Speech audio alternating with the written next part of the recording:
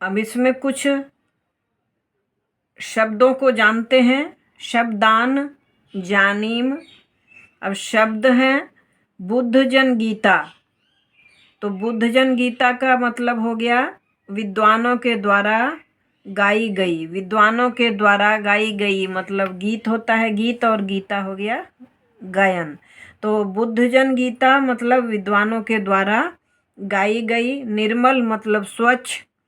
गंगा जल पूता, गंगा जल से पवित्र। शिरसी सिर पर। हिमगिरी हिमालय। सस्य सस्य मतलब फसल। और वसनम मतलब वस्त्र। तो गंगा जल से पवित्र है, सिर पर हिमालय का मुकुट है, पैरों में हिंद महासागर का अथाह जल है। सस्यम मतलब फसल। वस्त्र हैं किनके? हमारी भारत माता के। और मंत्र पुलकिता मंत्रों से रोमांचित आनंद होती हैं। कविवर गुम्फित श्रेष्ठ कवियों द्वारा रचित है ये भारत माता का गीत। और पावन चरिता भारत माता का जो पावन चरित्र है, भारत माता के पावन चरित्र से युक्त यह गीत जो है वह कवियों के द्वारा रचित है।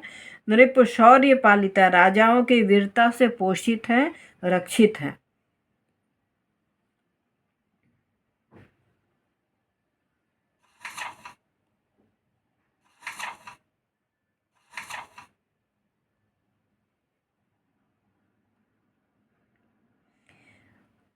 अब इन शब्दों को सुनकर लिखना है। कोई डिक्टेट करेगा, जैसे निर्मल गंगा जल पूता। निर्मल गंगा जल पूता। महोदधि सलिलम। हिमगिरी मुकुटम। हिमगिरी मुकुटम। कविवर गुम्फित शौर्य पालिता। सतत चिंतनम। इन शब्दों को सुने और बिना देखे हुए, यहाँ बिना देखे हुए लिखें। अपने घर में अपनी माता को कहें कि ये शब्द आपको पढ़कर बताएं, या पिता को कहें वह ये शब्द पढ़कर बताएं, और आप बिना पुस्तक देखे हुए इसको लिखें।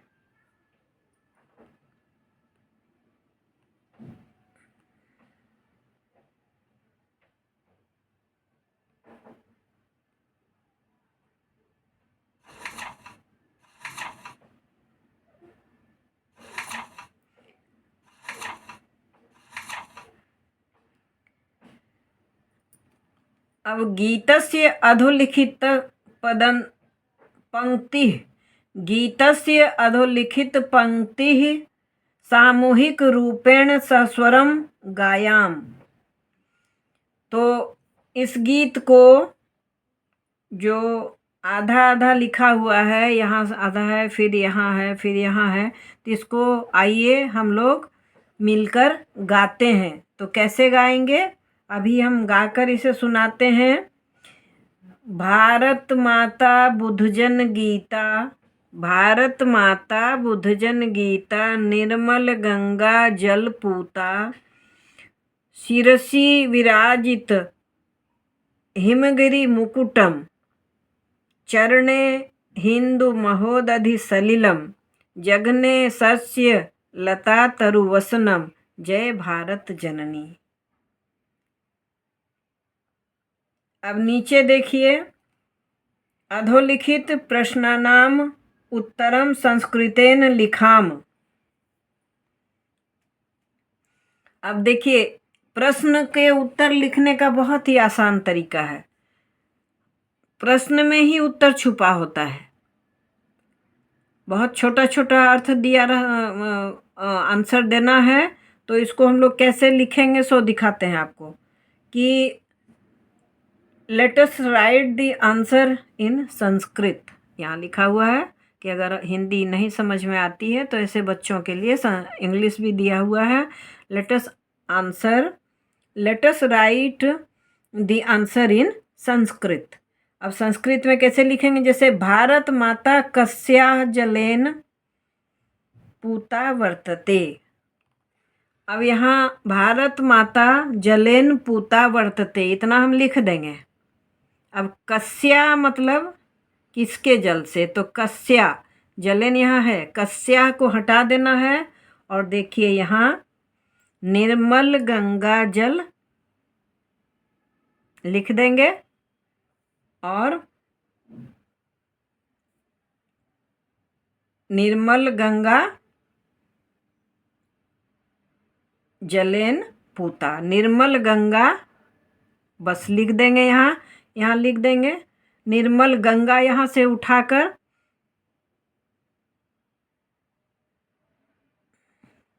निर्मल गंगा यहाँ तक लिख लेंगे और इसमें इसका आंसर हो जाएगा कि भारत माता कस्या जलेन पूता वर्तते। तो भारत माता निर्मल गंगा जलेन पूता वर्तते, है ना। अब दूसरा हो गया हिमगिरी मुकुटम कुत्र विराजितम अस्ति। दूसरा है हिमगिरी मुकुटम कुत्र विराजितम अस्ति। देखिए विराजितम अस्ति, अभी हम लोग शुरू में पढ़े हैं कि आप वर्ण विन्यास जब करते हैं तो किस तरह, ये विराजित मस्ती, लेकिन ये विराजितम, अब ये म में हलंत होगा और यहाँ प्लस होगा और यहाँ अस्ति हो जाएगा। इसके सामने हम लोग लिखेंगे विराजितम हलंत, म में हलंत प्लस अस्ति। तो हिमगिरी मुकुटम कुत्र विराजितम अस्ति। हिमगिरी का जो मुकुट है, हिमालय का जो मुकुट है वो कहाँ विराजित है? तो हिमगिरी कहाँ विराजित है? माता के सिर पर। तो शिरसी विराजित हिमगिरी मुकुटम, तो सिर लिख देंगे तो सिरेन हो जाएगा। हिमगिरी मुकुटम सिरेन विराजितम अस्ति। अब भारत माता केशाम शौर्येन पालिता वर्तते। भारत माता केशाम शौर्येन पालिता वर्तते। अब भारत माता किसके शौर्य से पालित हैं? तो किसके शौर्य से पालित है? अब देखते हैं हम लोग कि किसके शौर्य से पालित है। इसके लिए हम लोग पाठ में वापस जाएंगे। धीर वीर नृप शौर्य पालिता, यहाँ है धीर वीर नृप शौर्य पालिता। तो अब किस, यहाँ लिखेंगे धीर वीर नृप शौर्य पालिता, नृपेन शौर्य पालिता। तो धीर वीर नृप जो राजा हैं, धीर गंभीर जो हमारे राजा हैं, उनके शौर्य से पालित हैं। तो इस तरह से थोड़ा सा अगर आप ध्यान देंगे तो शब्द के अर्थ आपको मिल जाएंगे और उसी में आंसर लिखा रहता है और उसको देखते हैं।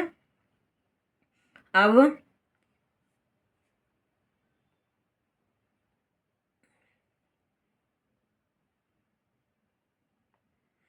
उदाहरण अनुसृत्य वाक्यम वदाम। आइए उदाहरण के अनुसार वाक्य बनाकर बोलें कि भारत मातु चरणे हिंदू महोदधि सलिलम विराजते। भारत मातु जघने सस्य लता तरु वसनम विराजते।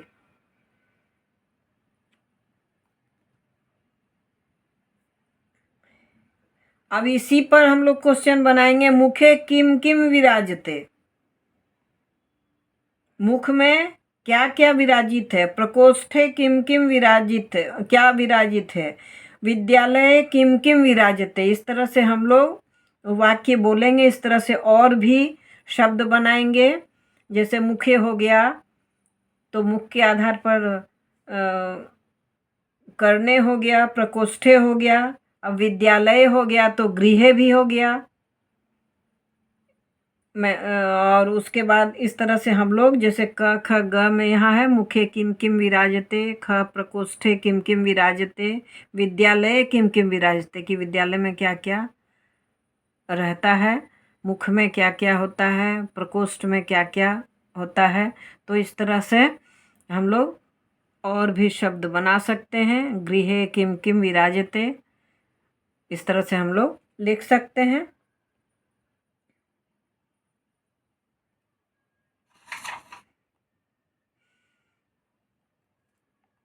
अब देखिए विकल्पेभ्यः समुचितम उत्तरम चिन्वान। अब इसको हिंदी में लिखा हुआ है कि आइए निम्नलिखित प्रश्नों के उचित उत्तर विकल्पों में से चुने।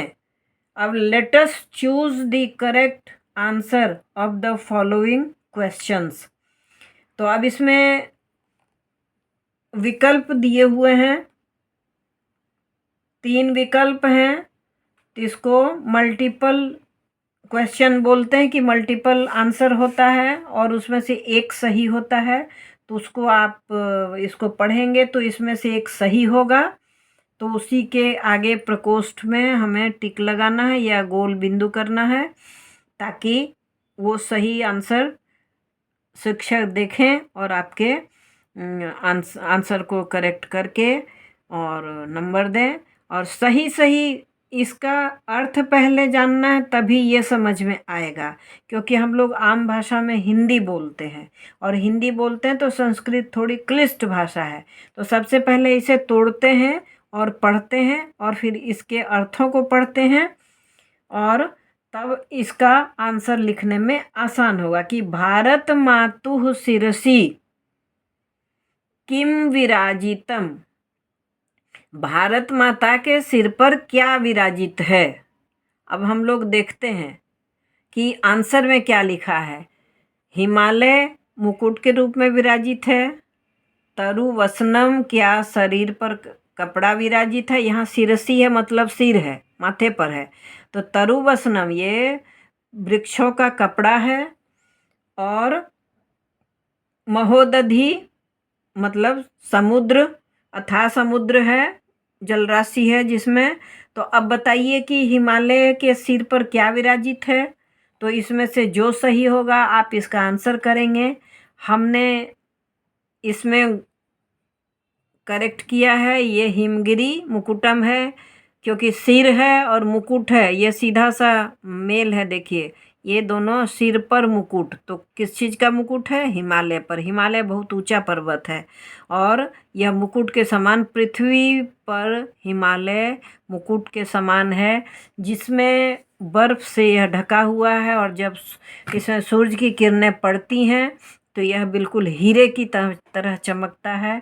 तो हम लोग क्या बोलते हैं कि भारत माता के सिर पर हिमालय मुकुट की तरह विराजित है। तो ये दोनों नहीं है, तरु वसनम नहीं होगा और महोदधि नहीं होगा। अब चलिए दूसरा आंसर हम लोग देखते हैं कि सस्य लता तरु वसनम कुत्र विराजते। अब सस्य लता तरु वसनम, फसल, लता और तरु मतलब पेड़।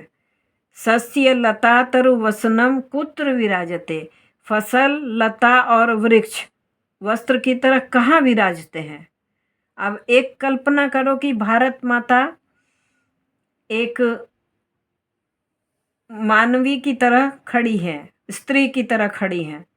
अब माता की तरह खड़ी है तो माता के सिर पर तो यहाँ हिमालय आ गया मुकुट की तरह। अब उनके शरीर पर वस्त्र की तरह विराजित है। तो सस्य लता तरु वसनम कुत्र विराजते, ये फसल, लता और पेड़ कहाँ विराजित हैं। तो भारत माता के चरण में विराजित है? नहीं। भारत माता के सिर में विराजित है?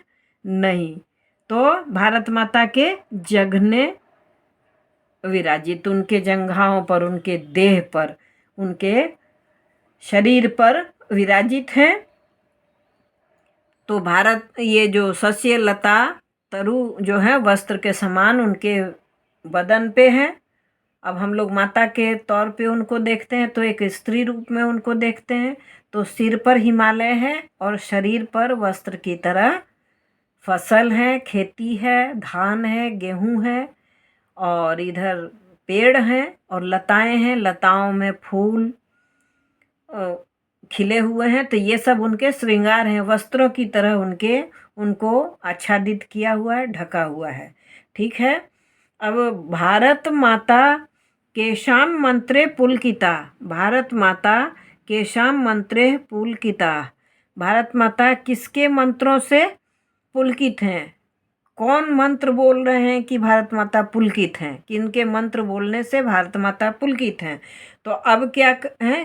कवि वराणाम, कवियों के द्वारा, ऋषि वराणाम, ऋषियों के द्वारा, वीराणाम, वीरों के द्वारा। अब आप बताइए कि इसमें क्या होगा? तो यहाँ पहला सही है कविवराणाम, कविवरों के मंत्र को सुनकर भारत माता की देह पुलकित है। कवि मनसी सदा कस्य पद युगलम भवतु, कवि मन में सदा किसके चरण युगल को रखते हैं? कवि सदा मन में किसके चरण युगल को रखते हैं? कवि मन में सदा किसके चरण युगल को रखते हैं? कवि के मन में किनका चरण युगल हमेशा रहता है? तो अब बताइए, संस्कृतस्य, संस्कृते भारत मातु। अब बताइए किसके दोनों पैर, किसके दोनों चरण कवि के मन में हमेशा विराजते हैं? क्या संस्कृत के, क्या संस्कृति के, या भारत माता के? तो भारत माता की, ये सही होगा। अब हिंदू महोदधि सलिलम कुत्र राजते, हिंदू महोदधि, हिंद महासागर, हिंद महासागर सलिलम कुत्र राजते, हिंद महासागर, महादधि मतलब महा उदधि मतलब हिंद महासागर सलिलम कुत्र राजते, सलिल मतलब जल। तो हिंद महासागर का जल कहाँ विराजता है? तो भारत मातु चरणे, भारत मातु शिरसी। क्या हिंद महासागर भारत माता के सिर पर विराजित है? आंसर होगा नहीं। भारत माता के चरणों में विराजित है? आंसर होगा हाँ। तो ये पहला जो है, भारत माता के चरणों में हिंद महोदधि सलिलम राजते। तो कुत्र के जगह हम लोग भारत मातु चरणे कर देंगे। अब ये भी क्वेश्चन आंसर हो गया। ये भी आप 5 क्वेश्चन तो यहाँ भी हो गया कि भारत मातु शिरसि किम विराजते, विराजितम, तो हिमगिरी मुकुटम। अब इसको हम आंसर कैसे करेंगे? हिमगिरी मुकुटम ऐसे भी सवाल आएगा और ये 3 ऑप्शन नहीं होंगे, एक भी ऑप्शन नहीं होगा। तो आप क्या लिखेंगे? भारत मातु शिरसि किम विराजितम, तो हम लिखेंगे हिमगिरी मुकुटम। सस्य लता तरुवसनम कुत्र विराजते, तो लिखेंगे भारत मातु जगने। बस यही आंसर हो जाएगा। अब इसको इसमें एक तो इस तरह से आएगा, इसको छोटे शब्दों में, छोटे प्रश्न उत्तर में भी कम माने एक शब्द में उत्तर देना हो तो उसमें ये 5 प्रश्न भी आ सकते हैं। तो इनको पढ़ लेना है बढ़िया से। सीधा पूछेगा कि भारत माता के शाम मंत्रे पुलकिता। अब यहाँ 3 ऑप्शन में कुछ नहीं होगा तो क्या कहेंगे? भारत माता केशाम मंत्रे पूरिता, तब यहाँ बोलेंगे कविवराणाम। बस यहाँ नहीं लिखा रहेगा कविवराणाम, लेकिन हम कविवराणाम लिख देंगे। यहाँ 3 ऑप्शन है तो 3 ऑप्शन में 2 गलत हैं और एक सही है, तो यहाँ कविवराणाम यहाँ भर देंगे। ठीक है, दोनों तरह से समझ गए।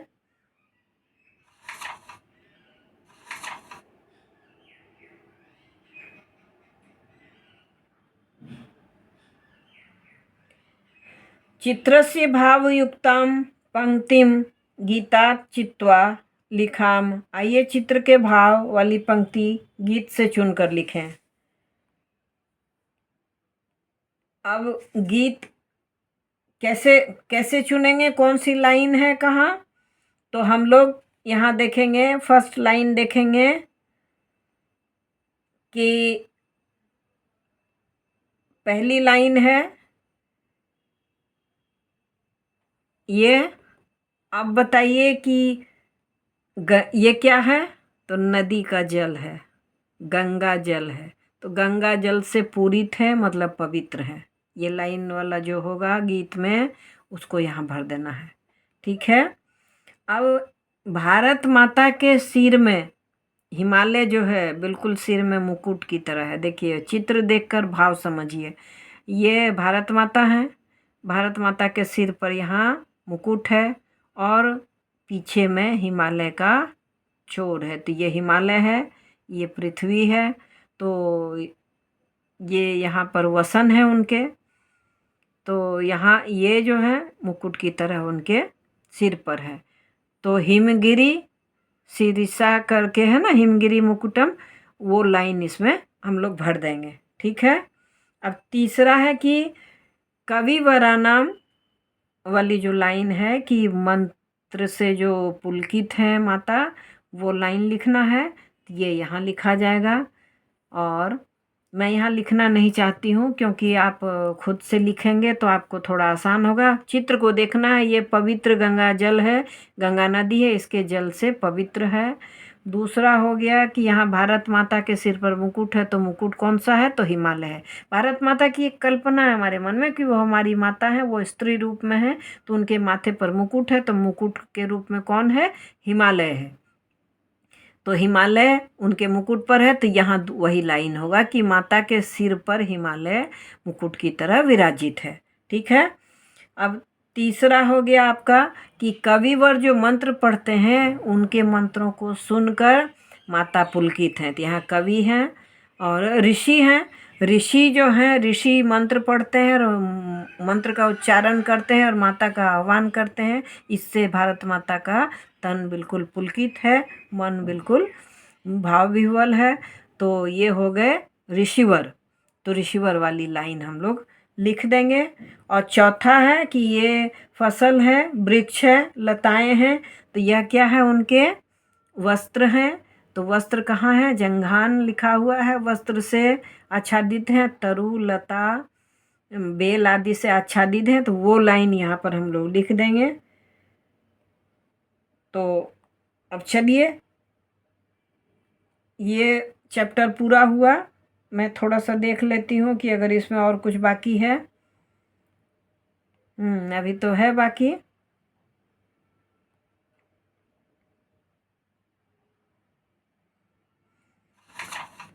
अब इसमें देखते हैं कि अधोलिखित पंक्ति समुचितम मेलयाम।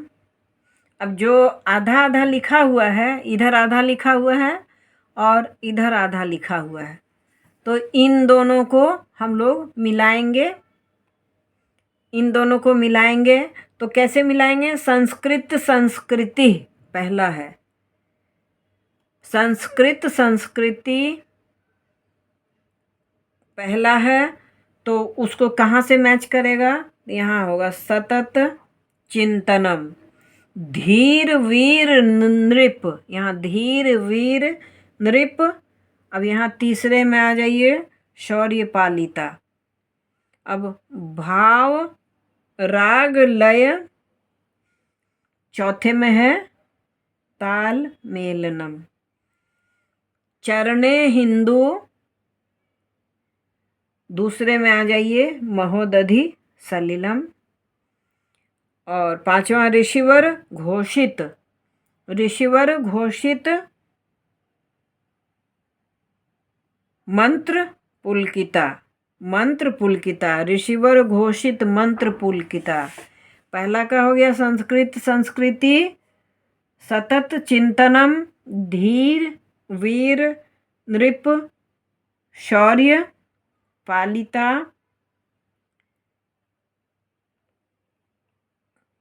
भाव राग लय, चौथा में है ताल मेलनम, चरण हिंदू, चरणे हिंदू, दूसरे में है महोदधि सलिलम, ऋषिवर घोषित, मंत्रम पुलकिता। यहाँ से इस तरह से चला जाएगा। ठीक है, अब आगे हम लोग देखते हैं।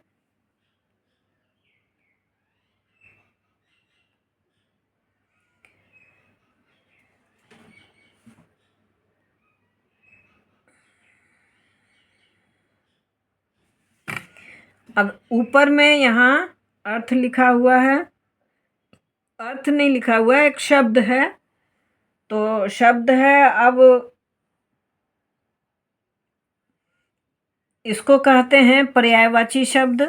तो पर्यायवाची शब्द में हम लोग देखते हैं कि भारत माता पावन चरिता विद्यते। अब भारत माता पावन चरिता विद्यते, तो पावन जो है दूसरे रंग में लिखा हुआ है, इसका हम यहाँ ऊपर में इसको तलाशते हैं कि पावन का मतलब क्या होता है। तो पवित्र होता है। तो पहला में क्या हो जाएगा, उसके नीचे हम लोग क्या लिखेंगे, यहाँ पवित्र लिखेंगे, इस जगह पवित्र लिखेंगे। ठीक है। मम मनसी सदा तव पद युगलम सुशोभताम। मम मनसी, अब मनसी को ढूंढेंगे यहाँ ऊपर में, तो कहाँ चला जाएगा, मनसी मतलब हृदय, हृदय में, मनसी हृदय में। तो इसको कहाँ ढूंढेंगे हम लोग, यहाँ हृदय में। ठीक है, तो हृदय हो जाएगा मम मनसी। यहाँ पर हम लोग दूसरी लाइन में हृदय, हृदय लिखेंगे। ठीक है। अब भारत मातुः मस्तके हिमगिरि रूपम मुकुटम। भारत मातुः मस्तके हिमगिरि रूपम मुकुटम विराजितम अस्ति। तो अब मुकुटम, मुकुटम को ऊपर में ढूंढेंगे, तो मुकुटम को का दूसरा हो गया किरीटम। ये किरीटम यहाँ लिखेंगे।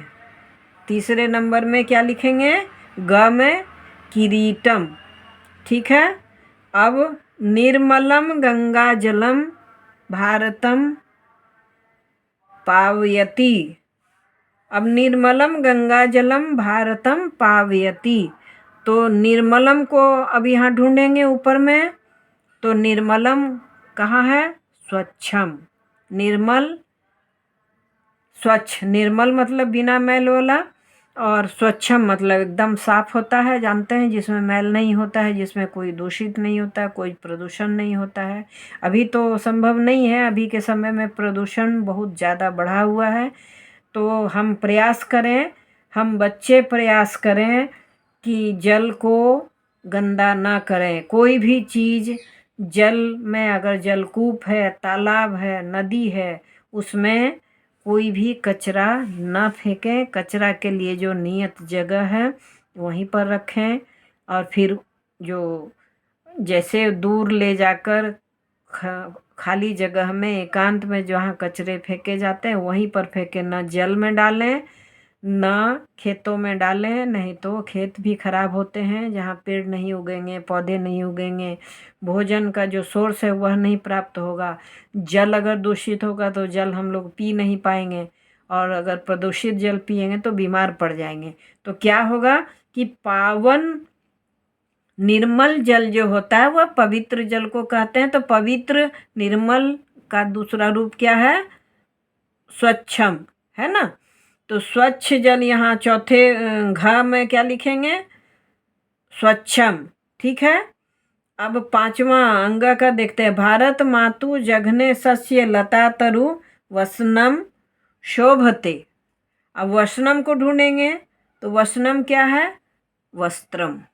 वसन को वस्त्र भी कहते हैं, तो वसनम हो गया। ये वसनम हम ग में अंग में लिख देंगे। ठीक है। रंजित पदानि आधृत्य प्रश्नवाक्यम निर्माणम निर्माम। तो अब आइए रंगीन पदों के अनुसार प्रश्न वाक्य बनाएं। अब मस्तके विलोकोशे वित्तकोशे धनमस्ति कुत्र तिलकम विराजते कुत्र धनमस्ति। अब देखिए प्रश्न वाक्य बन गया कि मस्तकम तिलकम विराजते, मस्तम तिलकम विराजते। तो इसमें प्रश्न क्या करेंगे, मस्तकम की जगह, मस्तके की जगह कुत्र लिख देंगे। मस्तके तिलकम विराजते, तिलक कहाँ विराजता है? मस्तक पर। टीका कहाँ लेते हैं हम लोग? माथे पर। तो मस्तक पर टीका लेते हैं। और कुत्र तिलके विराजते, तो तिलक कहाँ विराजता है? माथे पर। तो यहाँ जो शब्द है, हल्के रंग में जो शब्द है नीले रंग में, उसमें लिखा है मस्तके, मतलब माथे पर। अब इसको प्रश्न कैसे बनाएंगे? मस्तके की जगह कुत्र लिख देंगे। ठीक है। अब फिर दूसरा सवाल बनाएंगे। वित्त कोशे धनम अस्ति, वित्त कोशे धनम अस्ति, भंडार, धन भंडार जिसको कहते हैं, या ट्रेजरी जिसको कहते हैं, कि जहाँ धन रहता है, वहाँ जहाँ धन कोश रहता है, धन का भंडार रहता है, वहाँ धन रहता है। तो अब वित्त कोशे को क्या कर देंगे? कुत्र धनम अस्ति, धन कहाँ है? तो वित्त कोशे धनम अस्ति। कुत्र धनम अस्ति, धन कहाँ है? वित्त कोशे धनम अस्ति। कुत्र तिलके विराजते, मस्तके तिलकम, मस्तके तिलकम विराजते। कुत्र तिलकम विराजते, मस्तके तिलकम विराजते।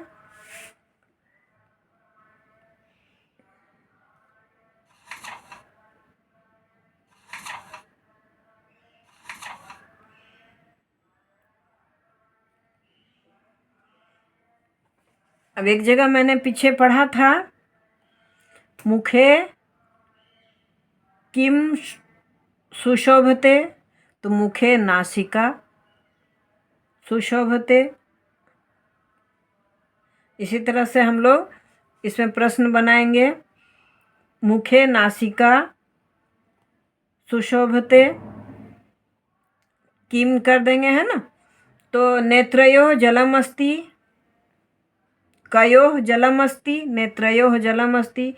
शिरसि हिमगिरि मुकुटम राजते, तो कुत्र हिमगिरि मुकुटम राजते। चरणे हिंद महासागरः विद्यते, तो चरण में हिंद महासागर है, इसको भी प्रश्न बना देना। बालः क्रीडांगने क्रीडति, बालक कहाँ खेलते हैं? तो बालक मैदान में खेलते हैं, खेल के मैदान में खेलते हैं, यहाँ लिखना है। और छात्राः विद्यालये पठन्ति, छात्राः कुत्र पठन्ति? छात्राः विद्यालये पठन्ति।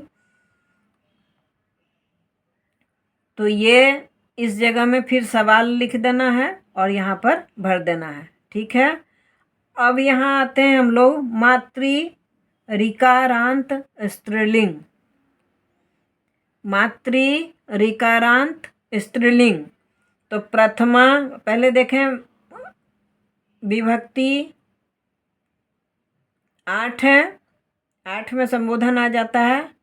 7 विभक्ति, 8वां संबोधन है। और वचन कितने हैं? 3 वचन हैं।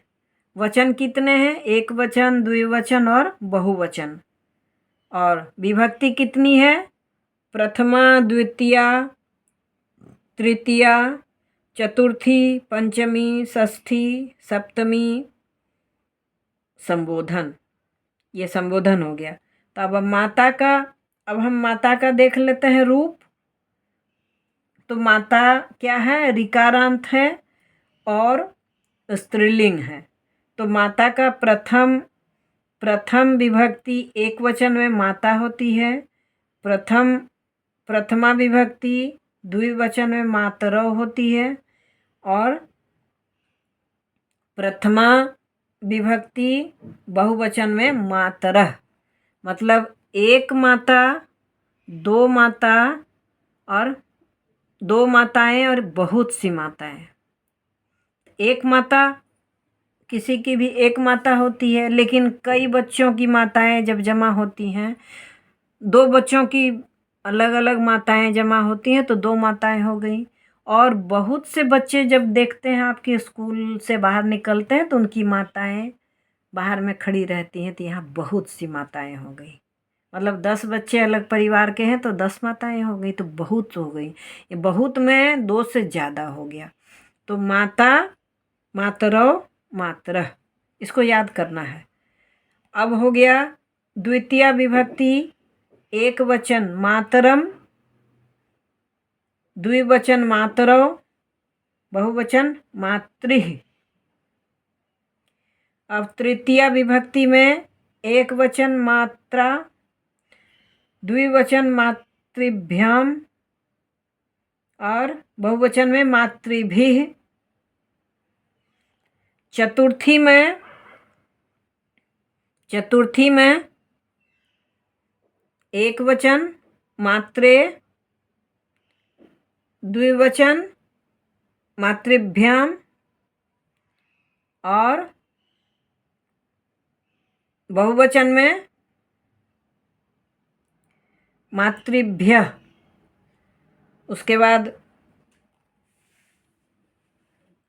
पंचमी, यहाँ हो गया पंचमी, एक वचन मातुः, द्विवचन मातृभ्याम, बहुवचन मातृभ्यः, यहाँ आ गया। अब षष्ठी में हो गया मातु, मातुः, मात्रोः और मातृणाम। अब सप्तमी में हो गया मातरी, मात्रोः और मातृषु। अब संबोधन में क्या होता है, कैसे हम लोग माता को बुलाते हैं? एक माता को बुलाना है तो कहेंगे हे मातः, बहुत दो माताओं को बुलाना होगा तो कहेंगे हे मातरौ, और बहुत सी माताएं खड़ी हैं उनको बोलेंगे तो कहेंगे हे मातरः। ये संबोधन हो गया। अष्टमी में संबोधन हो जाता है। तो यात्री मतलब देवरानी, दुहित्री मतलब पुत्री आदि ऋकारांत स्त्रीलिंग शब्दों के रूप मातृ शब्द के समान ही चलते हैं। अब यहाँ मातृ के जगह यात्री हो जाएगा, दुहित्री हो जाएगा, तो बस बिल्कुल इसी तरह से चलेगा रूप उनका।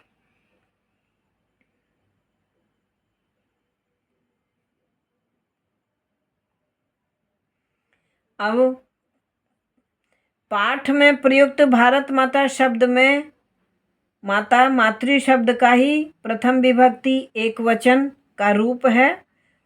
अब जैसे हमने भारत माता के लिए ही पढ़ा ना, तो भारत माता में माता है तो एक वचन है, भारत माता है हमारी, एक ही माता है, तो यह मातृ शब्द का ही प्रथम विभक्ति एक वचन का रूप है।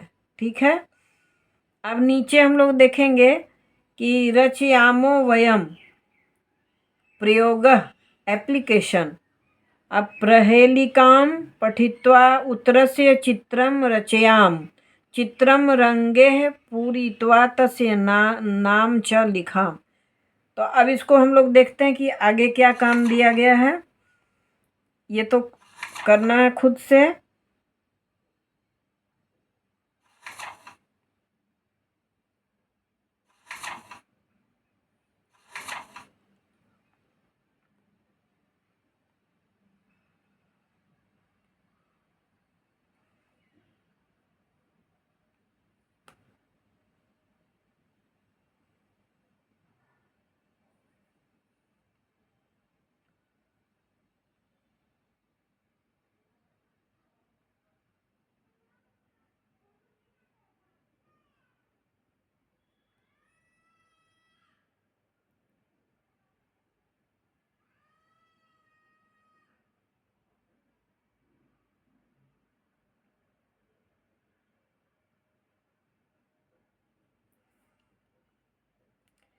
पंके जातं तदपि सुवासं श्रीनिवासम् अत्यमलं ललितं कलितं अत्यद्भुतं शीघ्रं शीघ्रं वद मम अभिधानं भारतमातुः गौरवगाथा युक्तम् एकम अन्यम संस्कृतम गीतम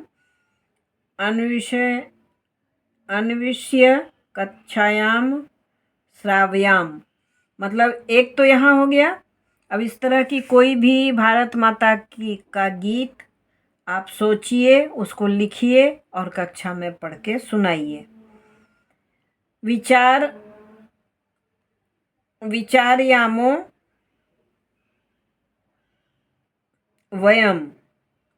एक्सपेंशन मतलब हम लोग इसको प्रसार करते हैं। सैनिकः सीमा प्रांते देशम रक्षन्ति कृषकाः च देशवासिभ्यः अन्नम उत्पादयन्ति।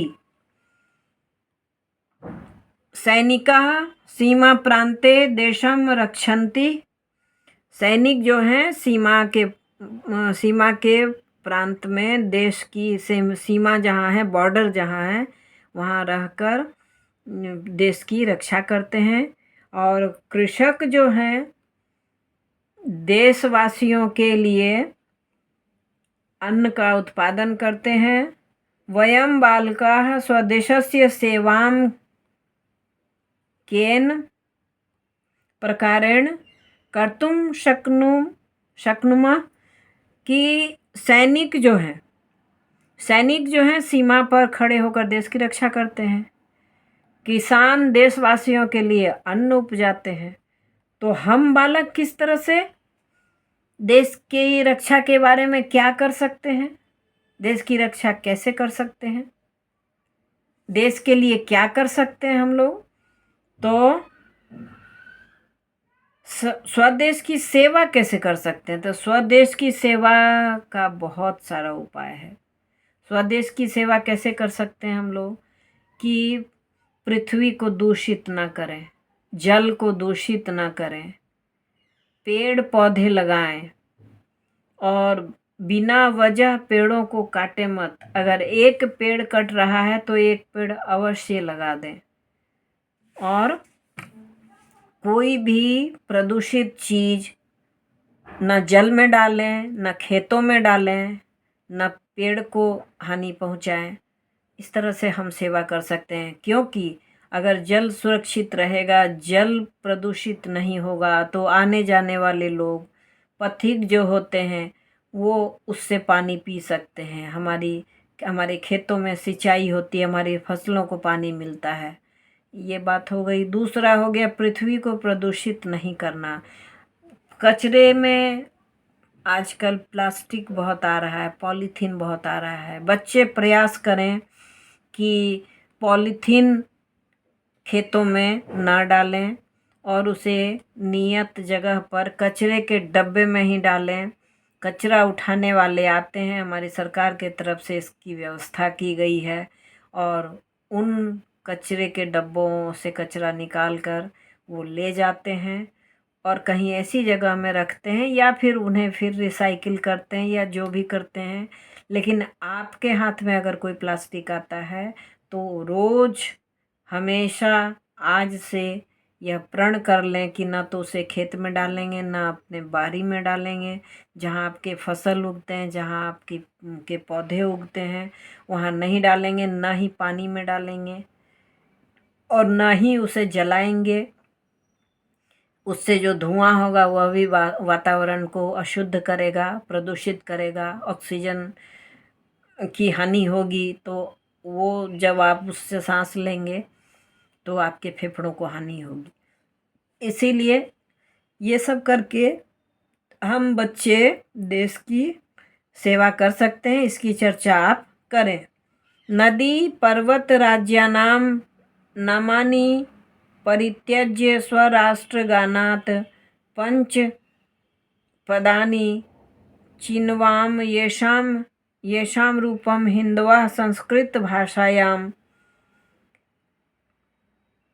च सम्मानम एव अस्ति। अस्माकं मातृभाषायाम् एतेषां पदानां कृते कानि पदानि प्रयुज्यन्ते परस्परम चर्चा करवाम।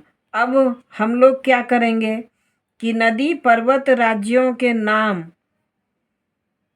और राष्ट्रगान के रूप में 5 पद को चुनकर हम लोग बोलें और इसी में देश के सभी भागों के नाम, नदियों के नाम, पर्वतों के नाम का जिक्र करें। इस तरह से यह गेम की तरह इसे करें और इससे फ़ायदा क्या होगा कि नदी, समुद्र, प्रांत, पर्वत शिखाएं, पर्वत श्रेणियाँ सबके नाम आप जान जाएंगे और आपस में चर्चा करें।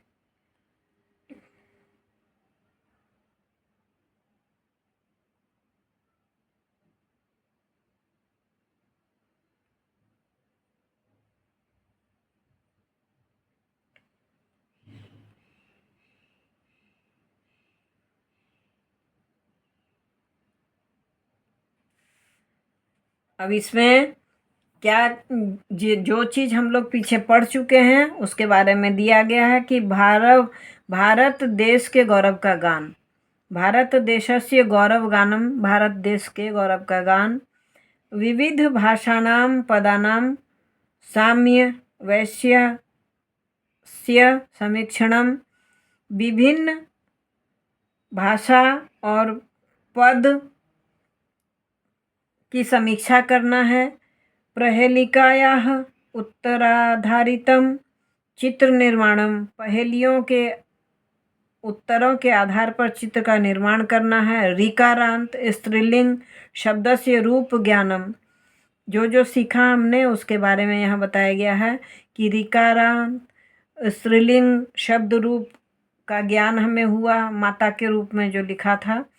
और प्रश्न निर्माण हुआ, प्रश्न का निर्माण कैसे कर सकते हैं कि वाक्य से प्रश्न कैसे बना सकते हैं। स्वस्वरम संस्कृत गीत गायनम, स्वस्वर संस्कृत गीत का गायन होता है। मौखिक रूपेण वाक्य रचना, मौखिक रूप से वाक्य रचना मतलब बोलना, लिखित नहीं, मौखिक, मुख से बोलना, वाक्य रचना करना। उचित विकल्प चयनम, 4 ऑप्शन में एक ऑप्शन सही है उसका चुनना। चित्रस्य भावयुक्तया गीतस्य पंक्ते चयनम, और चित्र में युक्त जो भाव हैं उसका अर्थ समझकर जो गीत है भारत माता के जयकारे का, उसमें जो लाइन है उसको चुनकर लिखना। इतना सारा कार्य हुआ। तो चलिए आज इतना ही, फिर हम अगले वीडियो में अगली बात करेंगे। इसमें एक चीज़ मैंने आपके लिए छोड़ी है, वो आपको करके और कमेंट में लिखना है। वो यह है कि आप किस तरह से